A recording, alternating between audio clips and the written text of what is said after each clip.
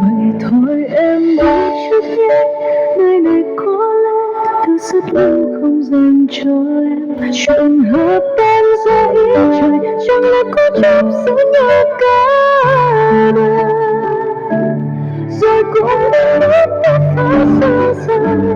Mỗi người mỗi nơi một cuộc sống mới, biết bao em hôm nào giờ lại hóa ký ức hư hao.